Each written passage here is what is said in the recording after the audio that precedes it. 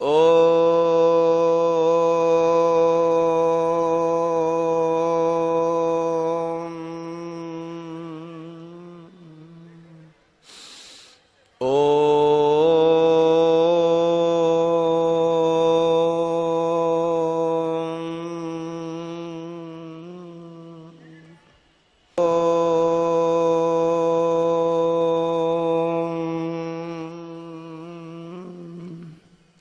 स्वस्ति पंथा मनुचरेम सूर्या चंद्रमसा विव पुनर्दत्ताघ्नता जानता संगमे मही।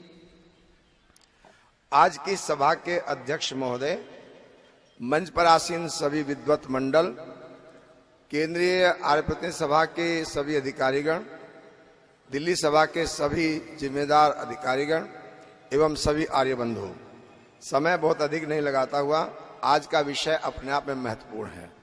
मैं दो बातें इसमें जरूर करना चाहूंगा, क्योंकि जितने पॉइंट अंधविश्वास के हैं सबकी व्याख्या करना संभव नहीं है। मैं पहले वो पॉइंट आपके सामने रखूंगा और इस पर हमें चिंतन करने के लिए गोष्ठियां करने की आवश्यकता है। दूसरी बात यह है कि उसके अलावा वे अंधविश्वासों का मूल क्या है, उसकी भी चर्चा थोड़ी सी करूंगा, और उन अंधविश्वासों को हम दूर कैसे करें, और उन अंधविश्वासों को दूर करने के लिए इस पर भी विचार करना है कि हमारे पुराने आर्यों ने उस पर कितनी बड़ी लड़ाई लड़ी है, कैसे लड़ी है, क्या हम उस प्रकार से लड़ रहे हैं। मैं दो तीन प्रकार से बात को रखना चाहूंगा। आइएगा, सबसे पहले मैं टीवी पर बिजनेस के नाम पर टीवी वाले चैनल वाले, उसमें आप कुछ भी दे सकते हैं। आप भी टीवी वालों को पैसा दीजिए और आप अगर उसमें ये कहेंगे कि किसी की चोरी करने से यदि किसी का भला होता है तो गलत नहीं है, वो दिखाएगा।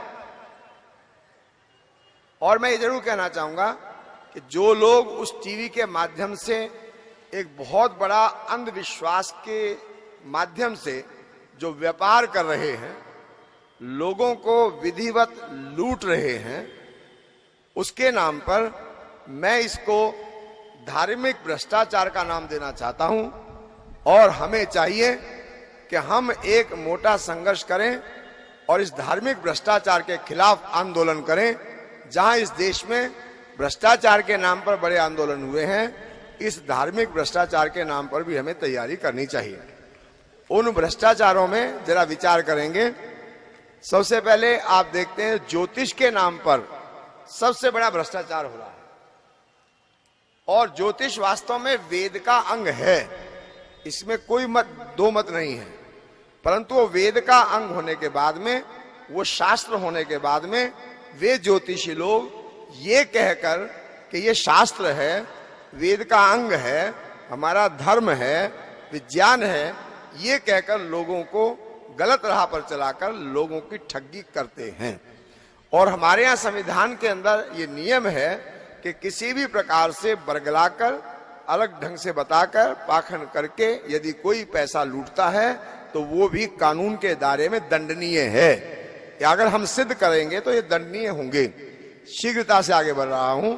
जैसे आप देखेंगे कि उसमें एक, आजकल आप भी घिरे हुए हो, मैं आर्य समाजी परिवारों से कहना चाहता हूं, आप भी उसके अंदर बहुत जगह घिरे हुए हो और आप भी करते हो।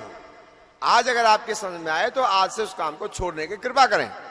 सबसे पहले तो आजकल क्या होता है कि घर में कोई काम करते करते बिगड़ जाता है, काम ठीक नहीं हो रहा, तो वो क्या कहते हैं कि तुम्हारे ऊपर कोई ओपरी पराई चीजों की बुरी दृष्टि है, उनकी दृष्टि तुम पर पड़ी हुई है, इसलिए तुम्हारे साथ ऐसा होता है। इसलिए वो एक नजर पट्टू बना के देता है और इसको अपने घर में लगा लो, और वो दिखाते हैं उसको किरणें के, इसकी किरणें फैलती हैं और उसकी नजरों से बचा देती है, जबकि उसमें कोई किरण विरण नहीं होती। और हम लोग क्या करते हैं, उसको अपने घर में लगा लेते हैं, दरवाजे पर लगाते हैं कि इससे जो है बुरी नजर किसी की नहीं पड़ेगी। मैं पूछना चाहता हूं, पहली बात तो किसी की नजर से तुम्हारे ऊपर विनाश हो रहा है तो क्या परमात्मा कर्म फल जो देने वाला है उसका कोई सिद्धांत नहीं है? परमपिता परमेश्वर के न्याय व्यवस्था के सामने प्रत्येक व्यक्ति को झुकना पड़ता है। अगर परमात्मा के द्वारा तुम्हारे कर्म का कोई फल है और वो कर्म का फल किसी का एक यंत्र दिखाने मात्र से बदल जाता है, तो परमात्मा की सर्वशक्तिमत्ता पर हम प्रश्न चिन्ह लगा रहे हैं, परमात्मा के विश्वास पर हम प्रश्न चिन्ह लगा रहे हैं। इसलिए आप ये मानकर चलें, यदि कोई कष्ट आया है जीवन के अंदर, तो ये मानकर चलें कि मेरे परमात्मा न्यायकारी है, वो न्यायाधीश है, मेरे किसी कर्म के फल के कारण से मिला है। और हमें चाहिए, इसका तरीका एक बता देता हूं साथ साथ, हमें चाहिए कि कोई गलत कर्म के कारण हुआ, अपने शुभ कर्मों को अधिक बढ़ा दें। जब शुभ कर्मों का अधिक बढ़ जाता है तो वह जो दुष्कर्म का परिणाम है वो सहने के योग्य हो जाता है, वो दब जाता है, उसमें किसी नजर पट्टू की जरूरत ही नहीं पड़ सकती। इसके साथ ही बताना चाहता हूं, धन की कमी जब घर में होती है तो धन का काम नहीं चल रहा, व्यापार नहीं चल रहा, तो लोग ये समझते हैं कि कोई जादू मंत्र आ जाए और धन आ जाए। धन आने के लिए वो एक लक्ष्मी यंत्र के नाम से, श्री यंत्र के नाम से बना करके आपको देते हैं, और वो जो 100 रुपए की चीज नहीं है वो हजारों रुपए में देते हैं। नजर पट्टू भी हजारों रुपए में दिए जाते हैं, यहां तक कि वो आपके घर भी भिजवा देते हैं, क्योंकि जो 100 रुपए की चीज के आपको 1500, 2000 देने पड़ते हैं। तो आप ध्यान रखिए कितने गुना वो कमाई कर रहे हैं। और अधिकतर आदमी कमजोर है, थोड़ा सा कष्ट आने पर भी वो जो आर्य समाज का व्यक्ति ध्यान रखे, हम परमात्मा को न्यायकारी जानते हैं। थोड़ा सा भी कष्ट आने पर यदि मेरे दिमाग में परमात्मा न्यायकारी रहेगा तो वो घबराएगा नहीं और उस परमात्मा के न्याय के सामने झुकता हुआ आगे बढ़ जाएगा।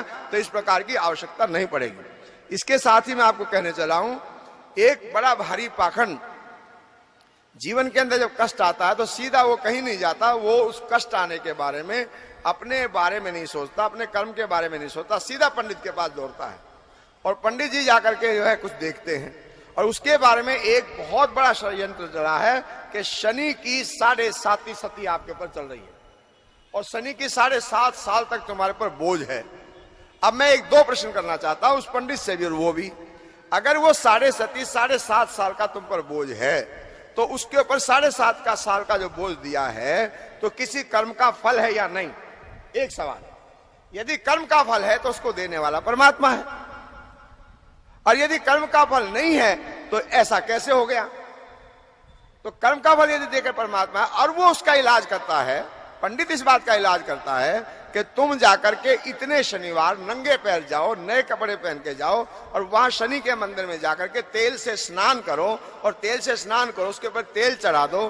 तो मैं प्रश्न करना चाहता हूं कि परमपिता परमेश्वर की न्याय व्यवस्था में यदि वो आता है, उसके अंतर्गत आता है, तो किसी के तेल आदि स्नान करने से क्या परमात्मा की व्यवस्था बदल जाती है? इसका मतलब वो परमात्मा को नहीं मानता है, वो परमात्मा के विरुद्ध काम करता है। एक बात। नंबर 2, इससे बड़ा क्या पाखंड हो सकता है कि पृथ्वी से कई लाख गुना बड़ा जो है ये शनि ग्रह है। ग्रह का मतलब है रहने के स्थान, ग्रह का मतलब व्यवस्था, और ज्योतिष एक साइंस है। ज्योतिष साइंस क्या है? मैं एक बात कहने चाहूंगा, भूल ना जाऊं उस बात को कहता हुआ, ज्योतिष वास्तव में विज्ञान है। वो ये बताना चाहता है कि पृथ्वी से सूर्य कितने किलोमीटर दूरी पर है, पृथ्वी सूर्य कितना बड़ा है, वो कैसे घूमता है, वो क्या क्या करता है, उसके चारों तरफ आने से किस किस के ऊपर क्या प्रभाव रहता है, उसकी जानकारी। अगर हमको चंद्रमा पर जाना है तो हम कैसे जाएंगे? ये ज्योतिष है। और जितने भी आकाश के अंदर जितने भी पिंड हैं, ये सारे के सारे सब में प्रकाश है, इसीलिए इसका नाम है ज्योति। ज्योति का मतलब प्रकाश, शय का मतलब विज्ञान। उन सारी ज्योतियों के विज्ञान का नाम ज्योतिष है। और मान लीजिए कि जब हम सूर्य सामने है, मैं पृथ्वी पर रहता हूं और चांद भी घूमता, मुझे चांद पर जाना है, तो मुझे ये लगाना पड़ेगा मेरी इसकी गति इतने किलोमीटर दूरी पर है। अगर मैं यहाँ पर चांद है तो यहाँ पर जाऊंगा तो इतनी देरी में ये चांद यहाँ पर आ जाएगा। इसलिए ज्योतिष ये कहना चाहता है ये इतने किलोमीटर दूरी पर यहाँ चला जाएगा, तो तुम बजाय यहाँ जाने के यहाँ पर के लिए कूच करोगे तो वहां पहुंच जाओगे। इसको ठीक बताने का काम ज्योतिष का काम है, ये ज्योतिष बताना चाहता है। इसीलिए इसके द्वारा विज्ञान का अर्थ होता है कि कितनी घर के अंदर बेटियां उस कारण से उस योग्य लड़का नहीं मिलता तो वो बेचारी जवानी की दहलीज पार करके बुढ़ापे तक बैठी रहती हैं। अनेक लड़कियों के इस कारण से विवाह नहीं होते, और जब विवाह नहीं होते तो अनेक विधर्मी लोग हमारी बेटियों को लूट कर ले जाते हैं और हम उसके जिम्मेदार हैं। आपको बताना चाहता हूं, मांगलिक वाला पंडित ये कहना चाहता है कि जो बड़ा मांगलिक हो गया है उसके 2 विवाह होने जरूरी हैं। एक मर जाएगा जीवन साथी, और इस कारण से देखो कितना बड़ा पाखंड है। यदि ऐसा सिद्धांत ठीक होता तो क्या परमात्मा अंधा है? उसके अंदर क्या करते हैं वो? अरे अमिताभ बच्चन जैसे व्यक्ति ने इसी कारण से ये किया। जब इतने बड़े लोग पाखंड करेंगे तो आम आदमी का क्या होगा? अमिताभ बच्चन इतना बड़ा पढ़ा लिखा आदमी होने पर भी उसकी जो बहू थी वो पढ़ी लिखी थी और वो बच्चा पढ़ा लिखा था, तो उसकी बहू जो थी ऐश्वर्या राय वो मांगलिक थी। इस कारण से बोले बेटा मर जाएगा, लेकिन उन्होंने विवाह करने का तो निश्चय किया इस बात पर, लेकिन इसके उपाय में क्या किया गया? वो कहते हैं कि इसकी पहले एक शादी कर दो और शादी करके उसको मर जाए। तो या तो किसी आदमी से शादी करे मरता, अपना बेटा तो मारना नहीं चाहते, दूसरे को मारना चाहते हैं, तो उसका तरीका क्या बनाया इन्होंने? कहते केले के पेड़ से शादी कर दो। जाने नहीं उसका तरीका क्या करते हैं, बताता हूं। केले के पेड़ से शादी कर दो और केले के पेड़ से शादी करने के बाद केले के पेड़ को काट दो। काटने से वो मर गया तो उसके बाद विवाह होगा तो ठीक हो जाएगा। तो परमात्मा इतना बेवकूफ बताया गया इनके दिमाग में कि वो केले के पेड़ को विवाह मान लेता है, उसको काटने से मरा हुआ मान लेता है, उसके बाद वो बचा देता है। मेरा परमात्मा इतना कमजोर नहीं है। इसलिए ध्यान रखना, मांगलिक शब्द तो मंगल का मतलब शुभ होता है, वो जरूरत से ज्यादा शुभ है तो तुम्हारे साथ जुड़ेगा तो तुम भी शुभ बन जाओ, अच्छे पद पर चलो। और उन्होंने कितने पैदल जा करके पाखंड को किया। मैं जल्दी भाग रहा हूं, पर मेरे नहीं पता था मुझे इतना छोटा समय दिया जाएगा। मैं छोटे समय में बात को अपनी समेटूं। मुझे 2-3 बातें और बतानी चाहता हूं, बाद में बोलूंगा, मेरा समय नहीं खराब करो। अभी रुको, अब बाद में करूं, बाद में ध्यान देना। तो इस प्रकार के मैंने स्वयं ऐसे मांगलिक विवाह, जो मांगलिक लड़की है लड़का बिना मांगलिक है, ऐसे मैंने अनेक विवाह कराए। कहीं और क्या जाता हूं, जानबूझकर मैंने किया। मेरा छोटा भाई है, सगा भाई है, और उसके साथ जो रिश्ता करवाया मैंने, लड़की मांगलिक थी पूरी, लेकिन मैंने देखा कि एक गुण कर्म स्वभाव से अच्छी लड़की है। इसका मैंने कहा चिंता मत करो, मांगलिक की जिम्मेदारी मुझ पर है। उन दोनों का विवाह हुआ और मेरे घर के अंदर विवाह के बाद में वो लड़का, उसने दिन दूनी रात चौगनी तरक्की की। जिस दिन से वो लड़की घर में आई है, लक्ष्मी का वरदान बढ़ा हुआ है। हम कहते हैं घर में तो पत्नी गृह लक्ष्मी होती है, और वो लड़की सिख परिवार से आई, और सिख परिवार से आने के बाद आज वो बिना यज्ञ के भोजन नहीं करती, घर में पूरा यज्ञ करते हैं। इसे ध्यान देना। तो ऐसे अनेक विवाह हमने कराए। आपसे कहना चाहता हूं, आज से इस बात को छोड़ दो और आप आर्य परिवारों में विवाह करने का प्रयास करें।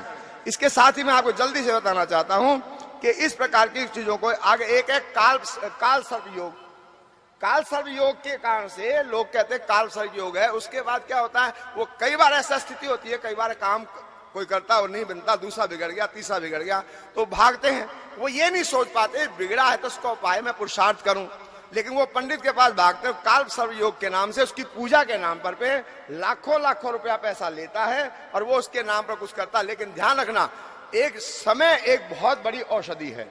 मान लो आपके सामने कोई कठिनाई आई है, आप पुरुषार्थ पूर्वक अपने काम में लगे रहिए, अच्छे पुरुषार्थ कीजिए, शुभ काम की ओर चलिए, यज्ञ कीजिए, उससे हमारा अंदर के वातावरण दूर होंगे, शुभ काम की तरफ करने की शक्ति बढ़ जाएगी, तो समय पास होने पर वो दूर हो जाएगा। आपका कोई भी चीज बीमारी होती है समय के बाद दूर हो जाती है, और वो होता क्या है, वो उपाय के चक्कर में लगता है तो समय पास हो जाता है, बाई दावे वो ठीक हो जाता, तो लगता है कि मेरा इसने जो पूजा कराई इससे ठीक हो गया।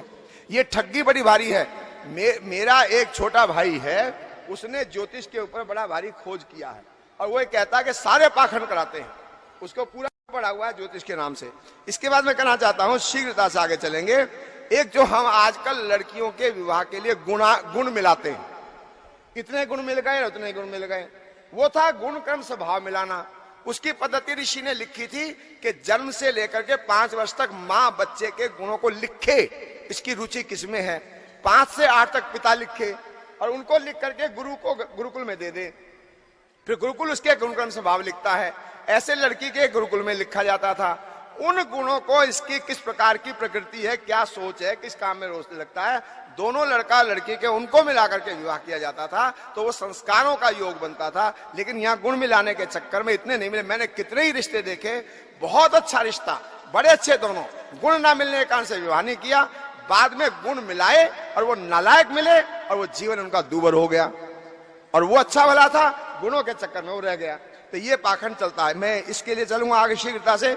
एक है दिशाशूल, कि अब ये इस समय इन दिशाओं में नहीं जाना, इसमें जाओगे तो अनर्थ हो जाएगा। और लोग क्या करते हैं, उन दिनों में कहीं जाते ही नहीं, बैठ जाते हैं, नहीं जी दिशाशूल चल रहा है।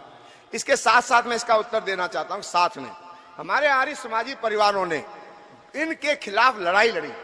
विनय जी, एक घटना सुना रहा हूं, हमारे आर्य समाजी परिवारों ने मजबूती से लड़ाई लड़ी, और इसके लिए एक परिवार जो हमारा जाना पहचाना है, हमारे जो हर्षप्रिय जी है ना, यानी कि विनय के जीजा जी, विनय के जीजा जी, उनके पिताजी का नाम देवप्रिय है, था, अब नहीं है वो संसार में। बंधुओं ध्यान रखना, उनके दादाजी बड़े मजबूत आर्य समाजी थे। वो देवप्रिय जी पहले, आप जानते हैं सत्यानंद जी देवप्रिय जी को, वो पहले दार्जिलिंग में रहते थे। तो दार्जिलिंग के अंदर वो ट्रेन वगैरह चलती है, वो क्या करते थे, दिशाशूल का समय जब होता था तो अधिकतर लोग ट्रेन में सफर नहीं करते थे। वो जानबूझकर जब दिशाशूल का समय होता था उसमें ही टिकट लेते थे कि टिकट खाली मिलेगी और उसी में जाऊंगा, और खूब भ्रमण करते थे। और लोग बेवकूफ के कारण से नहीं जाते थे, वैसे टिकटें मिलती नहीं थी, वो जाते थे। इसके साथ ही ध्यान रखना, इसी परिवार ने एक और काम किया कि वो ये देखते थे कि ये शादी करनी हो, अगर शादी करनी थी तो वो जाकर पंडित जी से कहते थे, पंडित जी पंचांग देखो, पंचांग देख करके ये बताओ कि कौन सा ऐसा दिन है जिस दिन कोई भी मुहूर्त नहीं बनता, जिस दिन कोई भी शगुन का दिन नहीं बनता। तुम्हारे हिसाब से जो दिन बिल्कुल अपशगुन कहलाता है, तुम्हारे हिसाब से जो दिन ऐसा इसमें कोई मुहूर्त बन ही नहीं सकता, योग बनेगा ही नहीं, वो बताओ। आपको मैं कहना चाहता हूं बंधुओं, उन आर्य समाजी लोगों ने इस प्रकार से पाखंड की लड़ाई लड़ी, तब लोगों के पाखंड दूर हुए, और उसके बाद उसी दिन विवाह करते थे जिस दिन पंडित ये कहे आज तो विवाह हो ही नहीं सकता। ये काम उन्होंने किए, और उन्होंने ध्यान रखना, उनकी पत्नी का विवाह इसी रूप में किया गया, और उनके पति पत्नी का जोड़ा इतना सफल हुआ है कि मैं शब्दों में नहीं कह सकता, शब्दों में नहीं कह सकता हूं, देवप्रिय जी ने। और इसके बाद में उन्होंने अपने बच्चों के विवाह भी, ऋतप्रिय का विवाह और विवाह इसी प्रकार से किए। और जानबूझ के मैं तुमसे कहना चाहता हूं, तुम भी अपने बच्चों की विवाह करते हो, तुम भी जाकर के दिखाते हो कौन सा दिन शुभ है, उन मुहूर्त वाले दिन ही शादी करते हो, भीड़ भाड़ रहती है, तुमने किया क्या? मैं तुमसे कहना चाहता हूं हमारे समाज के लोगों से, मजबूती दिखाओ, एक वातावरण पैदा होना चाहिए। वातावरण ये पैदा करो, जो मृतक श्राद्ध के दिन होते हैं, लोग कहते हैं इन दिनों कोई शुभ काम नहीं करना चाहिए, और वो ये कहते थे जिस दिन शगुन नहीं होगा उस दिन करूंगा, तो बैंड वाला भी सस्ता मिलता है और सारे सस्ते मिलते हैं, काम भी फटाफट हो जाता है। इसी प्रकार से आज तुम संकल्प करो कि मैं अपनी बेटी का विवाह करूंगा, बेटे का विवाह करूंगा, श्राद्ध के दिनों में करूंगा, सारी चीजें आपको सस्ती मिलेंगी। बोलो कितने लोग इस बात के लिए तैयार करने के लिए? नहीं करोगे तो काम नहीं बनेगा, ध्यान रखना। और जिनके नहीं हुए वो करेंगे आगे। इसके साथ ही मैं एक बात जोर कहना चाहता हूं, ध्यान पूर्वक सुन लेंगे। भाई विनय जी कह रहे हैं जिनके बच्चों की शादियां नहीं हुई वो हाथ उठा के संकल्प करें, ये बात हुई ना मजबूती से, हम उन दिनों में करें। एक बात आगे चलता हूं शीघ्रता से, और सुनो जी, इसके साथ ही मैं एक बात अगली कहने चलता हूं। आप में से कितने लोग हैं जो वृंदावन गए हैं? हाथ खड़ा करें। वृंदावन घूमने तो गए होगे ना जी, घूमे हो। वृंदावन के अंदर एक वाटिका है, उस वाटिका में अगर आप जाएंगे तो क्या कहते हैं वो लोग कि इस वाटिका में जितने पेड़ हैं वो रात को गोपियां बन जाते हैं, और रात को रोजाना भगवान कृष्ण वहां आते हैं और रासलीला होती है।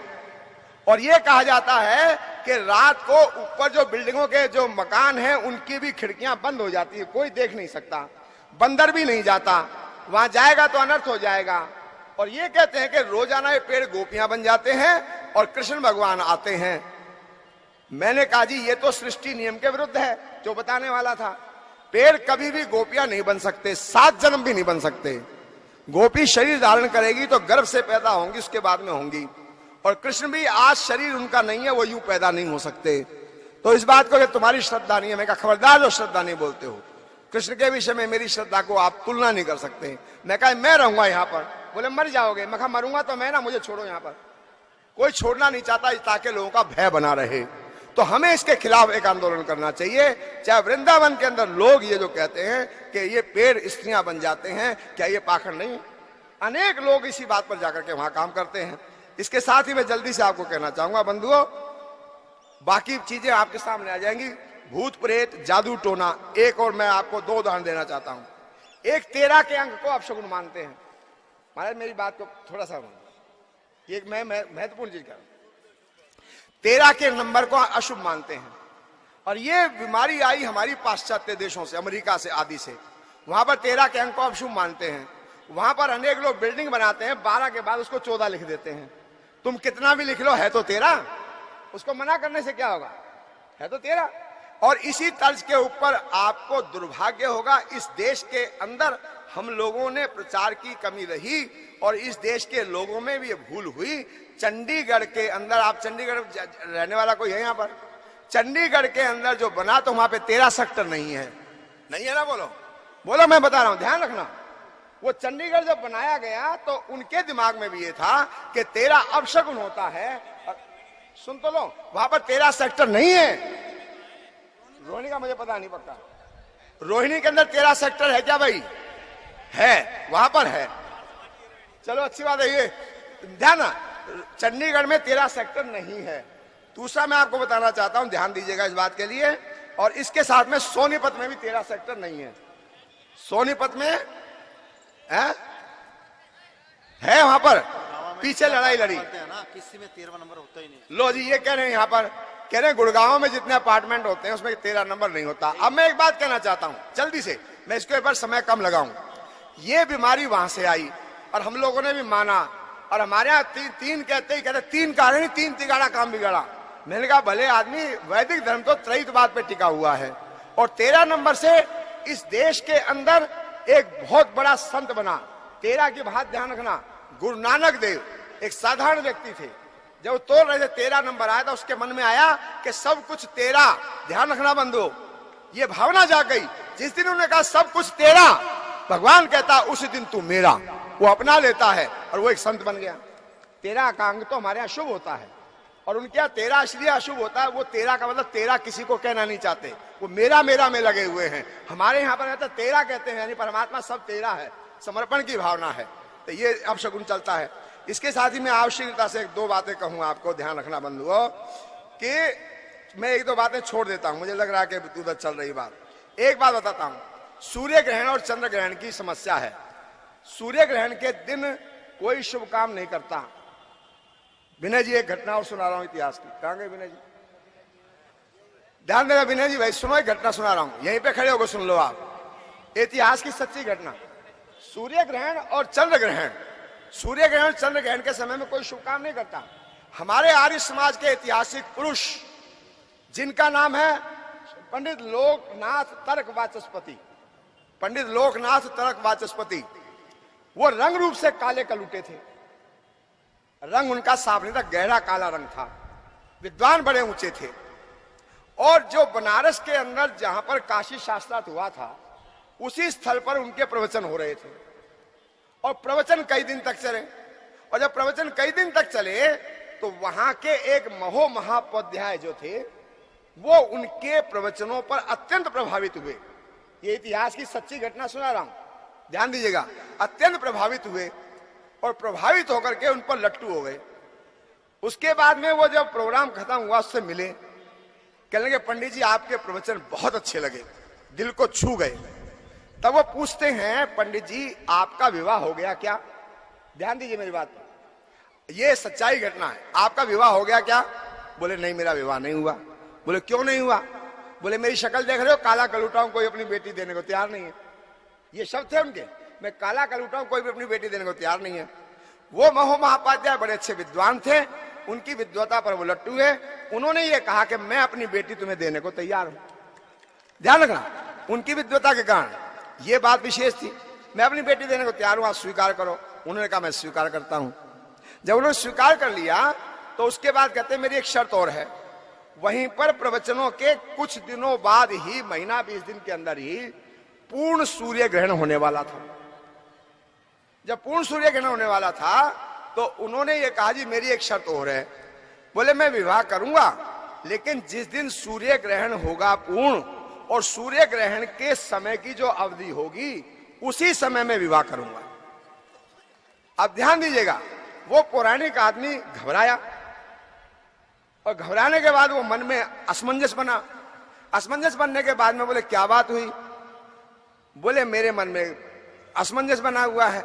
बोले एक बात बताओ, मेरी विद्वता पर तुम प्रभावित हुए थे, तो क्या तुमको अब मेरी विद्वता पर शक है? अगर तुम मेरी विद्वता से प्रभावित हुए हो तो मेरी विद्वता पर तुम्हें शक नहीं होना चाहिए। उस विद्वता के आधार पर कहता हूं कि सूर्य ग्रहण के समय में विवाह करने से कुछ नहीं बिगड़ेगा। मैं जिम्मेदारी ले रहा हूं, मैं तो विवाह करना चाहता हूं। इसलिए उनकी इस बात को मान करके उन्होंने सूर्य ग्रहण के समय विवाह किया और वो विवाह इतना सफल हुआ, आपको बताना चाहता हूं। एक बार उनका जो पोता है राकेश शर्मा, जो सबसे पहला भारतीय अंतरिक्ष में जाने वाला व्यक्ति था, जिसने नाम रोशन किया, उनका पोता था। आज वो पांचों पीढ़ी चल रही है। इसके साथ ही एक बात और समझ लीजिए, शीघ्रता से एक बात कह दूं बंधुओं, ये तो रहा सूर्य ग्रहण के समय में उन्होंने जिम्मेदारी से इस काम को किया। इसके साथ जल्दी चलिएगा, उस समय में जब आर्य समाज का प्रभाव बना, उस समय में हिंदुओं के अंदर हिंदू लोग जो कुम्हार का काम करता था, मोची का काम करता था, मिस्त्री का काम करता था, तरखान का काम करता था, उन्हें नीच मानते थे। उनके हाथ से कुछ खाते पीते नहीं थे, उनको बुरा मानते थे जो तरखान का काम करे। और तो इस कारण से अनेक, मैं खत्म कर रहा हूं, मैं समझ गया आपकी बात। इस कारण से हमारे उन हिंदुओं को मुसलमान बना लिया गया और हिंदू उस बात के लिए तैयार नहीं थे। आर्य समाज ने एक मुहिम चलाई कि हम इन कारणों से अपने घरों में मुसलमानों को लाते हैं और वो मुसलमान हमारे घरों में आकर हमारी बहन बेटियों के साथ दुर्व्यवहार करते हैं। तो काम करना कोई बुरा नहीं है, आर्य समाज ने प्रचार किया और काम करने के लिए आर्य समाजियों ने तैयारी की कि आर्य समाजी लोग मिस्त्री का काम भी करेंगे, तरखान का काम भी करेंगे, जूते का काम भी करेंगे, मोची का काम भी करेंगे और कुम्हार का काम, सब काम करना शुरू किया। और ये शुरुआत की आर्य समाज ने। ध्यान रखना बंधुओं, इस काम को शुभ पैसे कमाएंगे, मेहनत करेंगे। इस मामले में इतिहास की एक घटना और सुना देता हूं। उनके चचेरे भाई थे महात्मा हंसराज जी के धनीराम भल्ला जी। धनीराम भल्ला जी उनके चचेरे भाई थे। उनके जिम्मे ये था कि जो गरीब है वो तो ये तरखान का उसका काम कर ले, जो पैसे वाला है वो जूते बेचने का काम भी करे, ताकि ये मन से बहम निकले।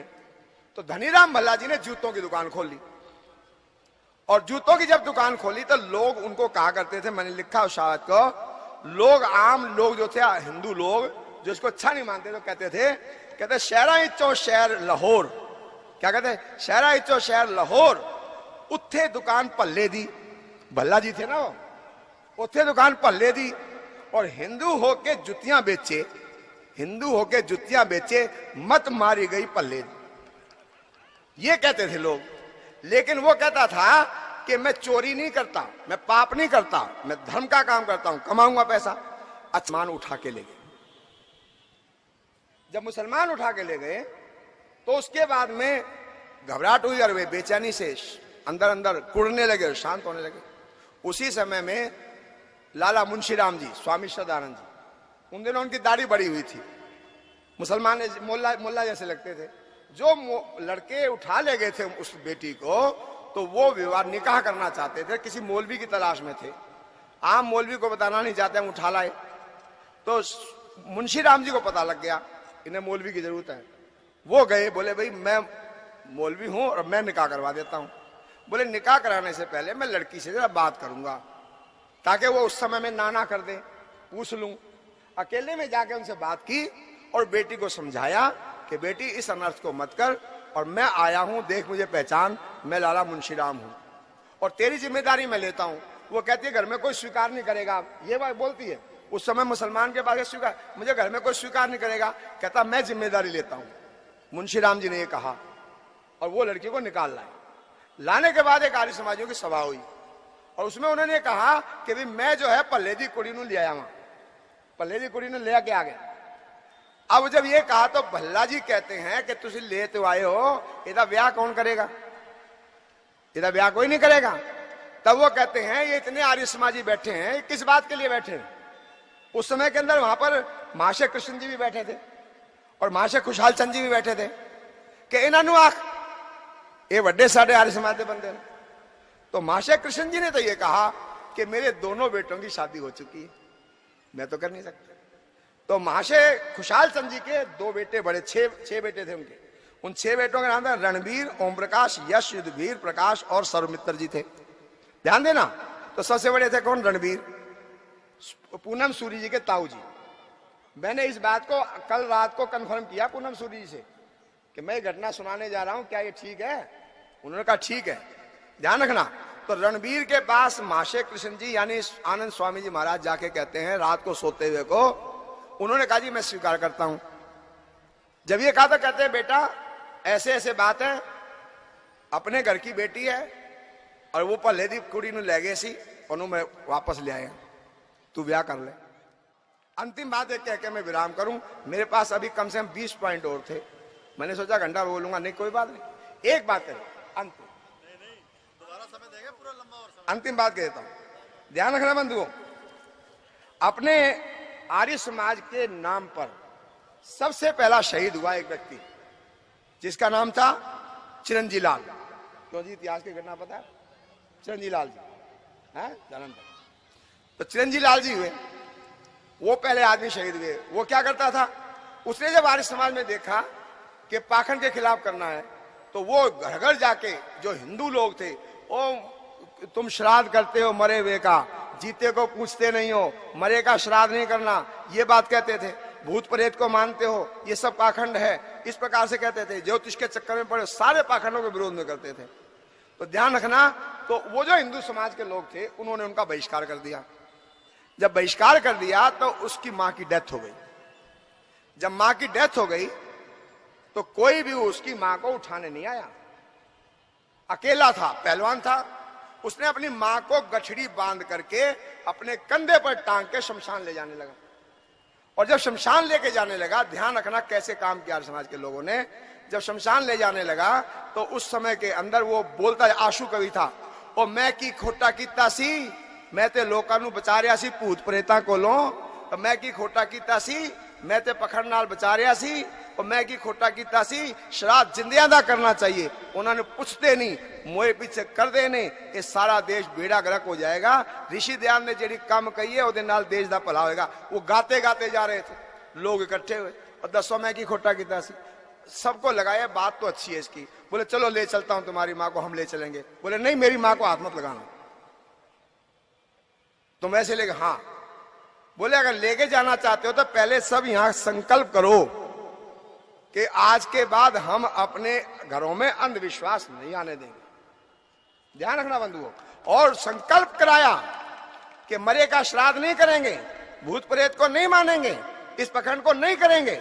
उस व्यक्ति ने अपनी मां के मरने पर मजबूती से इस बात को कहा और सैकड़ों लोगों को पाखंड से बचाया, तब लेके जाने दिया। मेरी मजबूरी है, रुकना चाहता हूं, बहुत कुछ कहने की इच्छा थी। आज हम क्या करें? मेरी आपसे प्रार्थना है कि आप कम से कम एक नियम बना लो कि हम अपने लड़के लड़कियों की शादी आर्य समाजी परिवार में करेंगे, वो चाहे मेरी जाति का है या नहीं। आज हम मर गए, सारा समय बातें करते हैं, शादी होने का नंबर आता है तो कहता खतरी भी चीज देखांगा। मैं कड़वा शब्द बोल रहा हूं, आर्य समाज के एक जो इस समय वरिष्ठ विद्वान हैं, कड़वा शब्द कह रहा हूं, नाम नहीं लूंगा, पहुंच जाएगी तो मुझे कोई डर भी नहीं लगता, मैं क्यों डरूं। जो इस समय दिल्ली के सबसे टॉप के विद्वान माने जाते हैं, ध्यान रखना, उनके लड़के की रिश्ते की बात थी। मैंने अपनी भांजी के भतीजे की रिश्ते, भांजी का रिश्ते की बात की। मैं कहा एक विद्वान है, आर्य समाजी है, मेरी भांजी इंजीनियर सब है, सारी योग्यता बढ़िया, सब कहने के बाद में धर्मपाल जी सुनो ध्यान से, आपको कह रहा हूं, सुनो जी आप। उन्होंने ये कहा, ये शब्द कहा, नहीं जी असी तो पंजाबी विच करांगे, पंजाबी दे अलावा नहीं करांगे। मैंने कहा लड़की योग्य दे रहा हूं, संस्कारों से युक्त दे रहा हूं, नहीं नहीं पंजाबी च करांगे। इस दीवार को हटाओ, ऋषि दयाल कहते हैं। और शास्त्र के अनुसार जाति जो है ये खत्री पंजाबी ये नहीं है। हमारे यहां कहते हैं मरने के बाद जो जन्म होता है, जाति आयु भोग 3 होते हैं। जाति का मतलब योनि है, मनुष्य की योनि है, इस जाति में करो। ये बनिया में करेंगे, अग्रवाल में करनी है, इसको कौन करेगा? ये कहता है सुनार में करनी है, वो कहता है इसी में करनी है। इन दीवारों को निकालो। हम नहीं पूछना चाहते हो किस जाति का, मुझे ये पता लगना चाहिए इस बेटी के अंदर आर्य समाज के गुण हैं। ये बेटा आर्य समाज के गुणों से एक तो दोनों पढ़े लिखे योग्य हैं। सब दीवारों को निकालो, तब विवाह करोगे तो तुम्हारे घर बचेंगे, नहीं तो बचा नहीं सकता। इस चक्कर में तुम्हारे घर में पाखंडी लड़की आती है, वो पाखंड चलाती है। इस चक्कर में तुम्हारा बेटा पाखंडी घर में जाता है, वो अपने पाखंड को चलाता है। इसलिए बंधुओं, इनसे बचने का तरीका यह है, पहले शुरुआत हम करेंगे और घोषणा पूर्वक करो, बता के करो। इस बात के लिए ध्यान रखना, मेरे पिताजी भी इस बात के वो थे। स्वामी जगदीश्वरानंद जी ने मेरी 2 बहनों का रिश्ता मांगा, वो बोले नहीं हम जाति में करेंगे। उस समय तो मैं पी गया घूंट। उसके बाद मैंने संकल्प किया अपने घर में लड़ाई लड़ूंगा। आज मेरे घर में 5 सरदारनी है बहुएं, 5 सरदारनी बहुएं हैं, सारी यज्ञ करती हैं। मेरे घर में कायस्थ भी है, मेरे घर में दक्षिण का तमिलियन ब्राह्मण भी है। ये दीवारें तोड़ी और सारे सुखी हैं, सारे आनंद में रहते हैं, कोई वो नहीं है। तो आओ हम इन पाखंडों के खिलाफ लड़ाई लड़ें, इन ज्योतिषों से बचें, इनसे बच करके ईश्वर के पथ पर चलें। आपका धन्यवाद। ओम शांति।